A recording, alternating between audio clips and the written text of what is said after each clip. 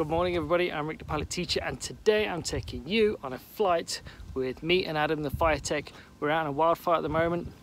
As you see, it's quite smoky at the moment. We've got crews that spend the night out on the fire, so we've got to go and take them some more groceries, water, Gatorade, pick up their garbage and bring it back to base. So come along for this ride and you'll get to see just one of the jobs that we do with a helicopter.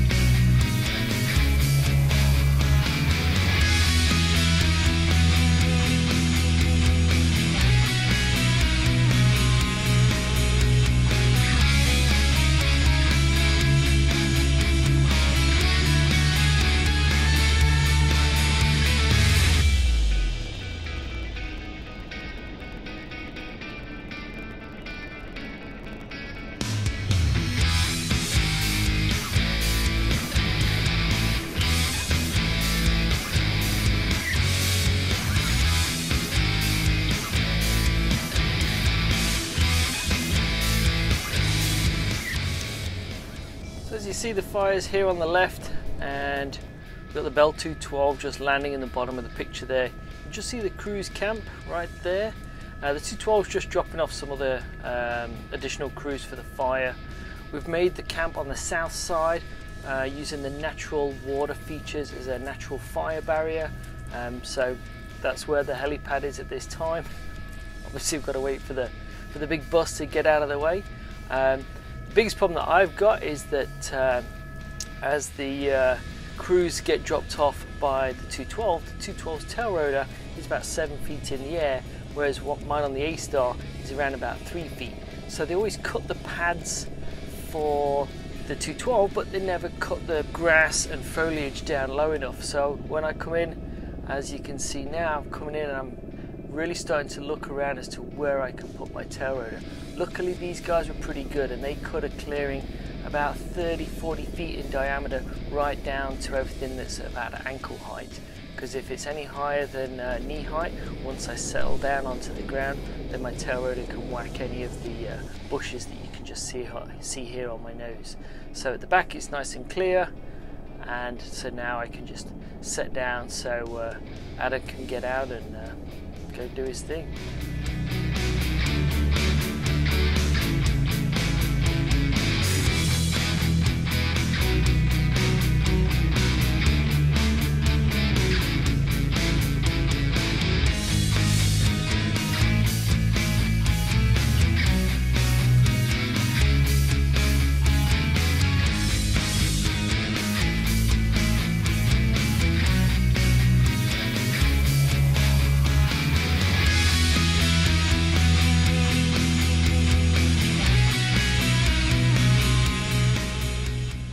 Okay, so now we've just got airborne. Crews have just come and told us that they need some more hose dropping actually onto the fire for them. And of course our hose is in the back of the cargo bays. So what we're doing here now is just trying to find an area we can just set down so Adam can get the hose out the back and stick it in the back seat. So it's really tight with the beach here at the moment. So I've got my blades there probably about a foot away from the trees out on the right, and the tail rotor's all clear on the beach. So now Adam can get out. And what we're going to do is a thing called, we're going to free drop. So Adam's been certified.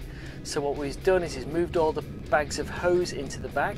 Each bag contains about 400 feet of hose, and he's now sat in the back and buckled in. So now we can go and hover over the fire. So as I'm coming in, I'm in touch with the ground crews, and I need to try and find where they are. So the easiest way to do that is to get them to go and point their nozzles up in the air. So as I'm coming in, there they are, there's the hose nozzle. So now I know exactly where they are. So what I'm going to do is I'm going to move over the top of them, and they should have an area cleared out that's going to be safe to drop the hose. So as I come over the top, I get visual reference with the ground crews.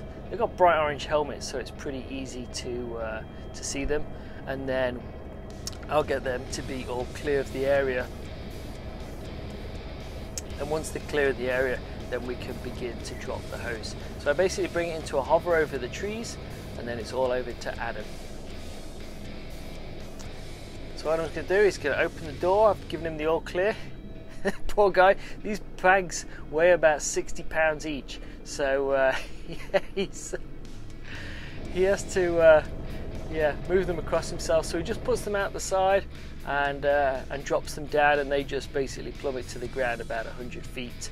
And then the ground crews have got more hose on the fire, because yeah, when you've got to drag 60-pound bags up the fire from camp, it's a long way. So this is one of the ways that we're approved to give them extra hose to help them.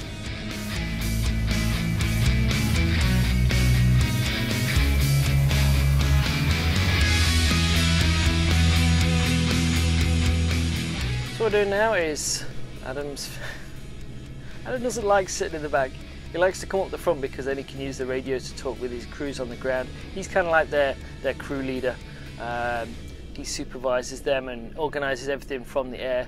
So we've just dropped down back into the camp there, and he's going to get out. I think he's going to drop some more gas for them too, for their chainsaws and their water pumps. And then yeah, once he's back in, then he can operate the radios from the front, because he can't do that from the back.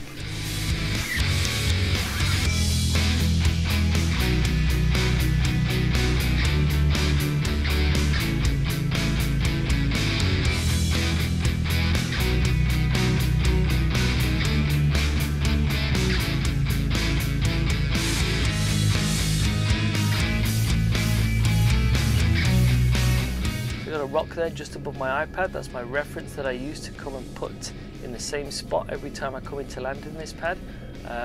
That's the way that I know that all my tail road is clear. So I did a really good recce on my first ever landing coming in here, and that was the spot that I picked. So I put it pretty much eye level, so if I look down at the top of my iPad, that rock should be just behind it, and by doing that I know that I'm in the same spot every time. It works really well.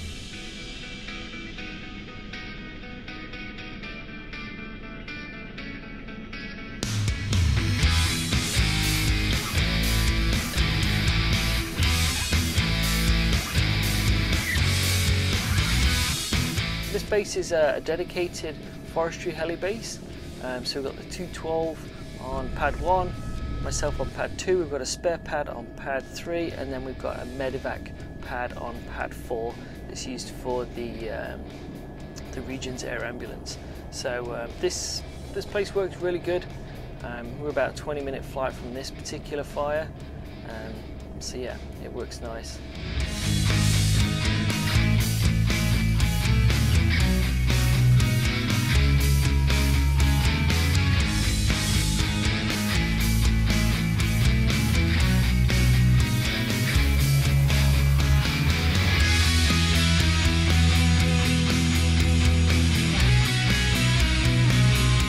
Well, I hope you found this enjoyable. If you did, give that button a smack for the like, give it a subscribe, and I'll see you on the next one.